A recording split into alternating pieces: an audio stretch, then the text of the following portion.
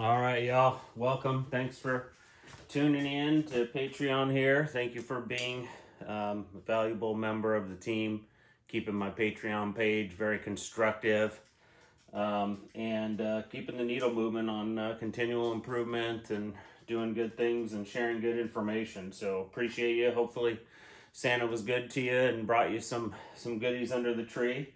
Moving on, New Year's is next, so Happy New Year. That's coming up in a few days here, a couple days.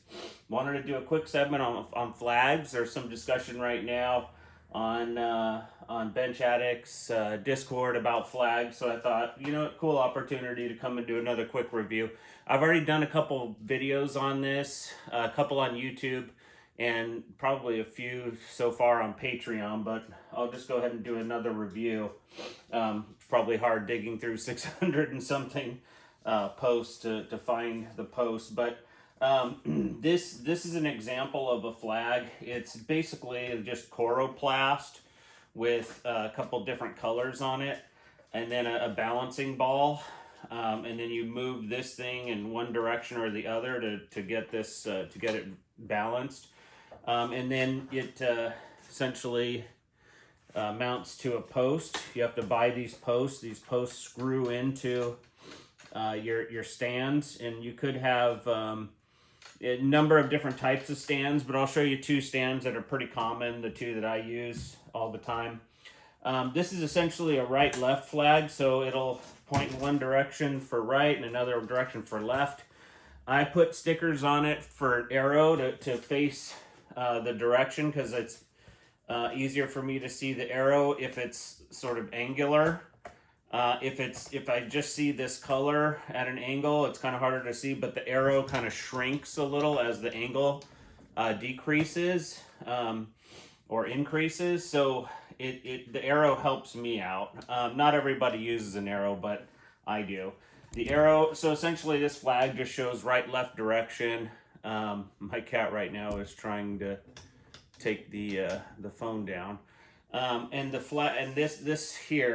this tape here shows the intensity. So if this tape is like flying straight up like this, that tells me, yeah, that's a good solid at least 8 to 10, if not more. If it kind of goes down here, it's usually a 6 to 8. If it's down here, it's usually a 4 to 6. If it's kind of right here, maybe a few miles an hour. And if it's kind of just moving around just a little off, that could just be a little micro wind, a little 1 mile an hour wind. And I use very light tape. You can get heavy surveyor's tape, and that's fine. A lot of people use the heavier tape. This is an example of the heavier tape. It's just less responsive than this tape. The advantage is, it's not a huge advantage. Like this will show you super micro wind, the lighter one, relative to the heavier tape. But I always find that, it's always windy up here where I live, so this is always kind of moving a little bit. There's periodic lulls where it's like everything is still, but that's pretty rare. So, this thing may be moving a little bit and may give you the indication like, oh shoot, not a good time to shoot. But all the thick surveyor's tapes are all dead flat. And so all it does is show you these really light micro winds. Anyway, and then this is an up-down flag. So this tells you, like, is there an updraft or a downdraft? These are particularly useful near berms.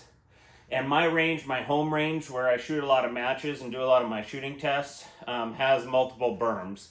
The 100-yard berm is probably the largest one. It's got to be 8 to 10 feet high. The 50-yard berm is a few feet high.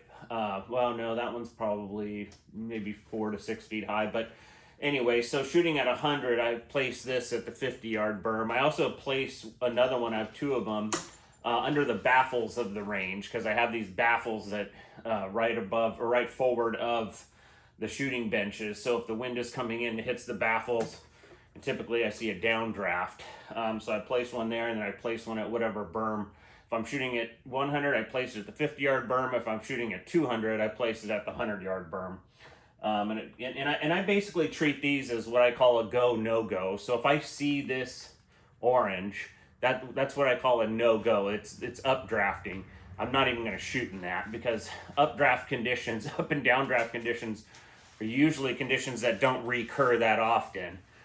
So I try not to even shoot in them at all. I try to if I'm going to shoot in a wind condition, I want to shoot in a solid right left. I don't want to shoot in an up or down because again the up or down doesn't come that often. Anyway, and then the stands, I used two types of stands. This is a tripod stand. Tripod stands are good where your ground is pretty level and you're not going to have them sort of, canted to the side or anything like that.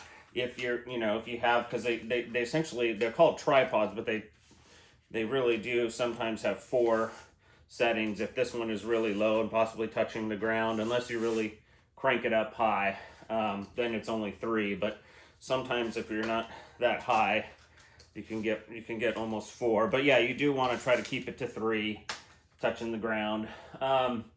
Again, like I said, you have to have ground that's relatively flat. You want to have ground where you have enough space for this thing to open up and all 3 feet are wide and you're not, the center pole's not touching the ground at all. And then variable heights. So I have a bunch that are like, I have one that's like tiny. It's like a 1.5 footer because if I'm shooting at 200, right above the 100-yard berm is where I would put the 1.5 footer. It can't be any higher than that, otherwise the flag covers the target. And then I have a bunch of, a handful of 6 footers because the way my home range is I have sort of flat area berm and it raises up, another flat area berm, it raises up, another flat area berm, and it raises up. And then there's a berm at the end of 200 where we shoot into. But, so that one's no concern. That one's behind the target. But, so I have the sort of shorter poles closest in those sections where they kind of level off after the berm. And then higher ones, like I have 10 footers and 12 footers for sort of the back parts of like closer to the berms. After it levels off, I got to get a high one up because the berm goes up really high. And so I have, so I have variable heights. And so what I did to make it really easy for me to figure out like where do these things go is I labeled them. I went out to the range because the range is closed Wednesday mornings 8 to 10 all the time for maintenance. And I went over one morning at 8. I told the maintenance crew, hey, I need to go in and figure out these flags and where they sit. So I'm going to be out in the field setting these flags. Is that okay? Sure, go ahead, Brian, whatever. And so I grabbed all the flags, I set them all up, I, went back and forth to the bench looking, didn't have a rifle out because, it was maintenance time. There was no uncasing rifles at that time, but just looking from the bench and generally getting a good feel like, okay, cool, I need a 6-footer here, I need a 10-footer there. And so what I did is essentially I labeled them. So like this one says, for a 100-yard shoot, it's at the 50 yard, there's like a 50-yard section, and it's the rear flag. So it is a 10-footer. So yeah, the 10-footer is going to be in the rear. The one in front in the 50-yard section is going to be like a 6-footer, for example, and the one in front of this one is labeled that. Now, if I'm shooting at 200, then I use this at 100-yard berm. So this is my 100-yard berm flag. So at 100 yards, so then once I'm done shooting at 100, and then, okay, now we're going to shoot at 200, then I take this thing from 100 yards in the I take this thing from the 50-yard section where it's set close to the berm at the 50-yard section, and I bring it to the 100-yard berm, and then I actually use the same exact flag, so I just move the whole tripod with the flag on it up to the 100-yard berm. So that's how I know like where they go is their labels. One other thing that I did that it wore out, but I put markings on the pole. So I had a rule where it was like, okay, I'm gonna raise the bottom pole, first. And so I'd have, okay, the bottom pole raised, and then let's say the second pole was raised, but then all of a sudden you see a white marking here, then that's where I stop and lock it. So that tells me like my height. So my general rule is start from the bottom. If I go from the bottom one and there's no marking, then I go to the next one. And if there's a marking there, that's where I stop at the marking. Now the markings wore off. What I've realized is that here in the Pacific Northwest, the rain, the rainwater gets into these poles. It actually stays in them when I store my poles here in my garage. My garage is usually around 50 to 60% humidity, and they don't tend to dry fast. In fact, I've pulled poles out from the year prior and they were soaking wet, and I'm like, holy crap, they didn't even dry at all. And so whatever little marking I had there, and I used one of those, I don't forgot the name of those markers, but they say they stay on, they mark really durable, but in this weather they don't. What I probably should do is maybe kind of etch in like a line or something like that there. But anyway, just to illustrate the point that that's one way that you could even sort of get the height of the pole down. Now, when we set these poles in match conditions, I always have somebody helping me, somebody to line me up. Okay, go to the left a little, go towards bench 18, go towards bench 1, bring it up, bring it down, bring it down an inch, whatever. In our matches, in our short range group matches, we have a range safety officer who's constantly monitoring all the rifles, bolts out anytime we aren't actually shooting a match. And so we are allowed to look through the scopes to see, where the flags are. So ideally we have, one person with a cell phone walking out to the field, putting flags up, one person with a cell phone at the scope saying, okay, move it to the right, move it to the left, etc. And here's the second method. This is what I call a spike. I don't like these. You have to spike them into the ground. If the ground, because where I live, it's there's a first few inches of muddy kind of situation going, soft dirt, but then it quickly get into some pretty hard clay with lots of rocks. We're in a volcanic area here in the Pacific Northwest, and so it gets rocky really fast. So that's why I don't like these poles. Often you'll see guys have to take rubber mallets and pound them in. I'm not a huge fan of that, so I don't use these unless I absolutely have to. And so there are situations where I do have to. So there's a situation where the sides of my range, my home range where I do most of my shooting and matches, where it's not perfectly wide everywhere. It's in the 50-yard area, it's really wide, but then it narrows at the 100. So if I'm shooting on the last two benches, 17 or 18, way off to the right, and I'm trying to put a flag, up, that flag may actually be in an area where there's a slight hill, that a depression that goes into the flat area just below one of the berms. So I can't put a tripod there. There's no physical way possible. It would fall over immediately. So I have to stake in a flag stand in that area. So I do have 2 stake-in flag stands just for that scenario. So, again, take a look at your range, figure out what you need, figure out, do I need, variable heights, what height is appropriate, do I need, 6 foot, do I need 8 foot? I have one that's up to 12 feet because I need that for the far flag. And so I had to figure out quickly, okay, what heights do I need? Do I need spikes in certain areas? Yes. So I just kind of figured out, looked at the topography and really figured out what I needed, made sure I got everything what I needed. Are there berms? Are there baffles where up-down flag is necessary? And just kind of mapped it out and got all of the necessary equipment to be able to, have all the flags out there. Now, in terms of viewing flags, the first set of flags, let's say I'm shooting at 200, I always pay attention to all the first series of flags, the first 4 or 5 let's say they're all at within 100 yards. I pay close attention to the first flags because that's going to affect the bullet trajectory the most.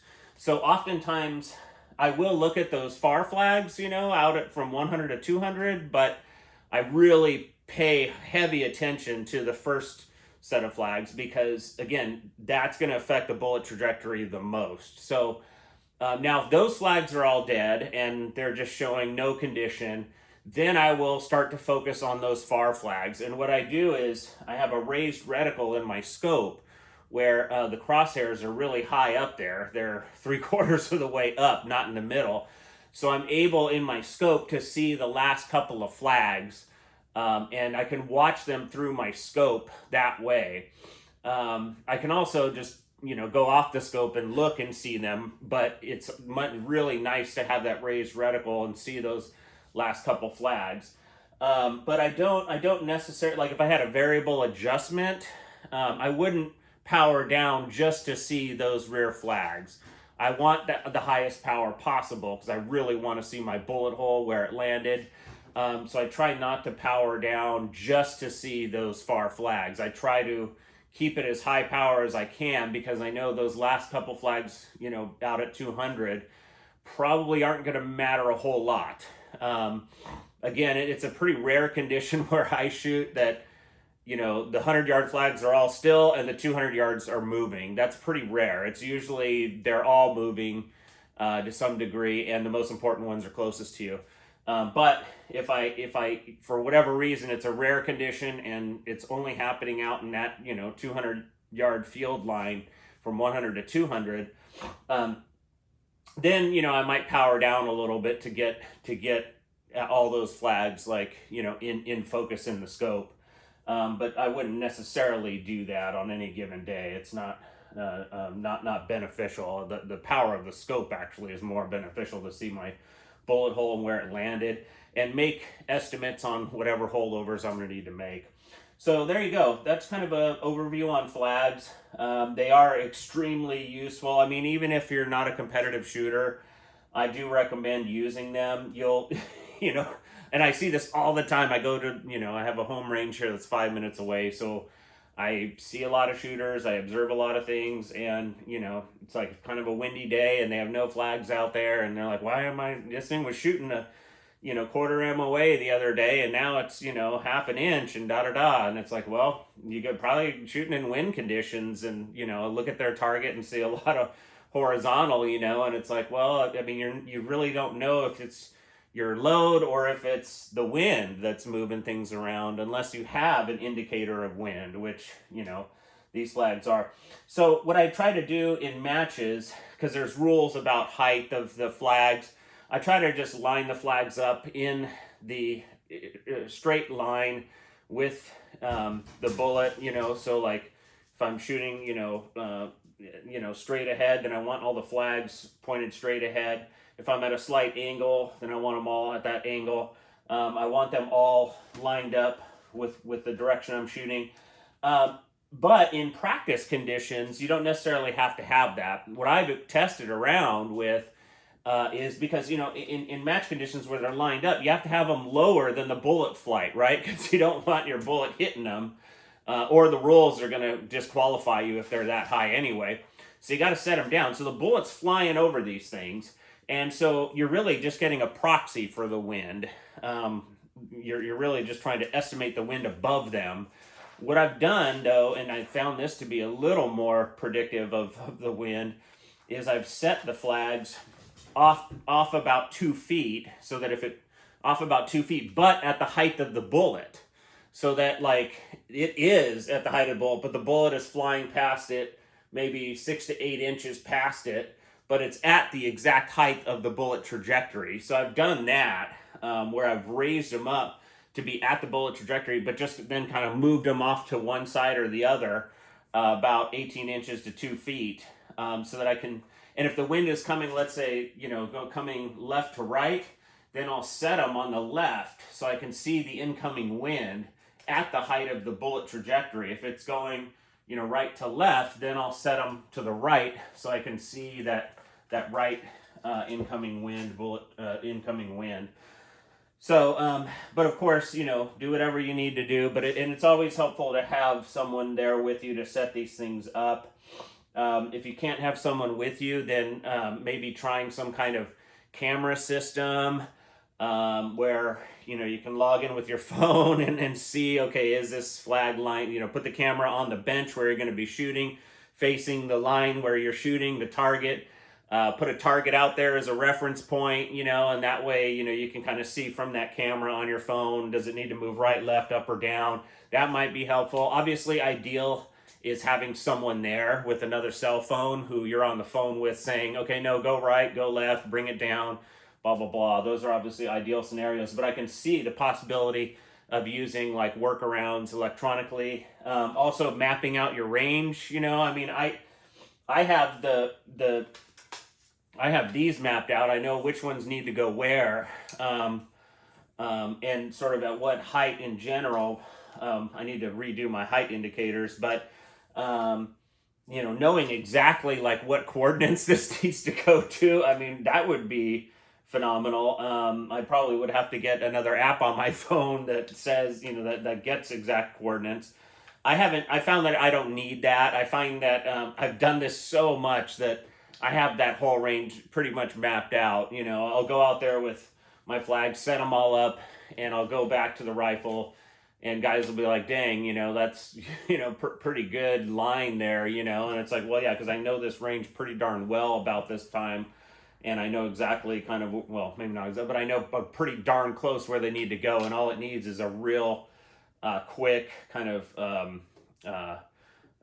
just kind of a quick movement here or there, up or down, to kind of get it in the right spot. And that usually at this point only takes less than 10 minutes. I mean, when I was a rookie setting up flags, it took me 25, 30 minutes, and I get worried, like, am I even going to be able to get to the loading bench to load my stuff? But now that I've done this so many times, it really is just about getting them out there according to this, and then having a buddy or myself run out there with a buddy on the scope and just make the minor adjustments. Done in 10 minutes, or less. Anyway, all right, well, hope that's helpful. Again, wind flags, extremely important. Anyway, thanks for tuning in, and you guys have a happy new year. Say hi to Hades here. Hades is a new cat that we have. We have a couple brother cats here. They do their morning manic episode every morning for a couple hours where they run around and destroy everything. I'm frankly surprised they haven't knocked over all the trophies and whatnot. I probably need to put all this stuff away. Anyway, all right, everyone, Happy New Year.